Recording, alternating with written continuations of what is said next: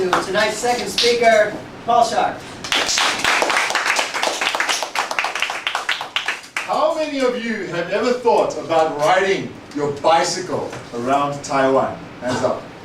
1, 2, 3, 4. How many of you have ever ridden your bicycle around Taiwan? Nobody. What? One? You've ridden all the way around? Oh no, sorry. No, I mean ridden around the island. How Oh. many have ridden around the island? Halfway doesn't count, Lester. In 2012, I was told by my company that I was going to get laid off. I didn't have any other prospects before me. So I decided, hey, for 12 years I've been in Taiwan. I've always wanted to ride around Taiwan. This was the perfect opportunity. The problem was, I've never done bicycle touring before. I've done long rides, 100 kilometers here and there, but I'd never actually gone on an overnight bicycle ride. So I needed to plan the trip. That was the first challenge of riding around Taiwan. The first thing, what do you need? Well, for cycling, the first thing you need is a bicycle. Oops, this is a bicycle. So this is the bicycle I have.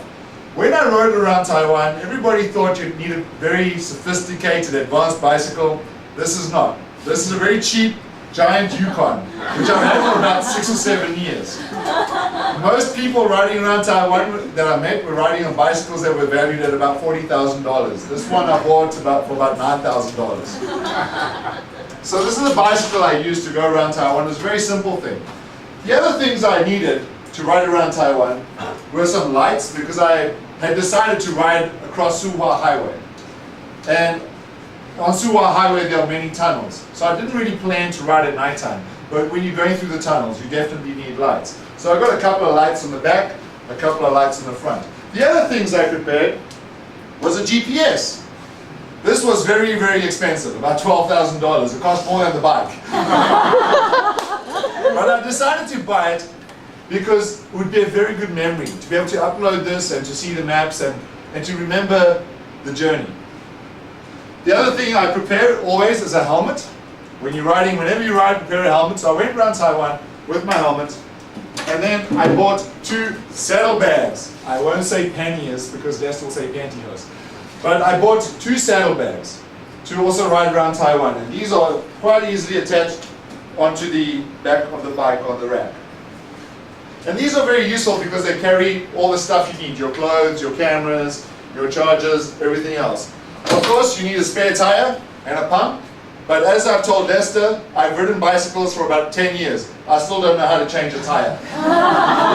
But as long as you have one, somebody else is going to be able to do it for you on the way. Of course, I took a camera with me. I took a camera and a video camera. So I actually have a blog with many, many pictures, and I did present a PowerPoint, but since I don't really have the projector, it's hard to do it right now. But I did have a camera with me, and I took lots of pictures with this camera, and I made lots of videos which I've never uploaded. And the last thing I did, which I thought was one of the best things I did, was I went to this organization called the Certificate of it's called Cycling Lifestyle Foundation in Taiwan. And what they gave me was something very interesting. It was a GPS transmitter. And that GPS transmitter every day would track where I was going. So by the time I got to the end of the journey, they gave me this certificate to say that I'd ridden around Taiwan. And the certificate was beautiful because, as you can see on the certificate, it plots my whole journey around the island. All these red dots reflect the journey around my island. Slide 1, please. So if you look at slide 1, you'll see the journey around the island. Day 1, day 2, day 3, day 4, day 5. When you're thinking about riding around Taiwan, the thing you need to think about, you can pass this around if you want. When you are traveling around Taiwan or plan to go around Taiwan, the very first question you'll ask yourself is, do I go down the west coast or do I go down the east coast first? That's the very first question you ask yourself. The second question you need to ask yourself is, where are you going to stay each night? Are you going to plan your hotels, or are you just going to randomly get on your bike and ride and see where you get every day? I chose to go down the west coast first, because if you look on the second slide, you'll see on the west coast there's mostly just industry. And I thought I'd get rid of the ugly views first because I knew the east coast would be beautiful. So I thought, do the dirty first, do the beautiful second. The second thing I did was I did not plan the journey. I did not say where I was going to stay every day. I kind of had an idea, like the first night in Shinju, the second day here, but I didn't really plan the journey where I would stay. And the reason why was I felt that I could enjoy the trip much more relaxed, not stressing about where I needed to go. So every day I'd land up randomly in a different place. The journey itself was a magnificent journey.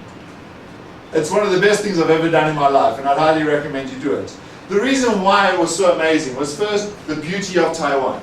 And much of this beauty, especially on the East Coast now, with all the development on the East Coast, it's slowly evaporating, slowly going away. You can look at some of the pictures on the next slide. You can see this is some of the farmlands in the southeast of Taiwan. Coming up, this is on the southeast coast of Taiwan. Such beautiful ocean views. And this is from Suhua Highway. The next slide is from Suhua Highway, which is one of the most magnificent roads in Taiwan, and if you've never done it, you've got to do it. It's beautiful. The challenge about riding around Taiwan by yourself is that if you get into trouble, there's a problem. And so, for example, when I was riding on my second day from Hsinchu to Taichung, I did run into problems. There was a very strong headwind, it was very hot, and I got severely dehydrated, so I landed up in hospital. And the decision was, do I carry on the next day, or do I just stop and go home? I refused to tell my wife I was in hospital, because she'd tell me to go home. So the next day, I just said, okay, that's it. I'm going to get up and I'm going to go. After getting the drip for 2 hours in the hospital, I actually felt a lot better, so the next day I managed to get on the bike and just make my way down to Budai in Tainan County. But there are those challenges. But the other reason why I loved riding around Taiwan was the people I met. And so you can see on this picture, the old man on the right is Mr. Yo. Mr. Yo was 74 years old, and he was also going around the island. Absolutely amazing. And I asked him, when did he learn how to ride a bicycle? He said 2 years before that. The trip around Taiwan was incredible, the views and the people. I would encourage you to go. And if you decide, I hope that the wind is at your back every day, because it's in front of stuff. And I wish you Godspeed. Das war's schon, Lieben.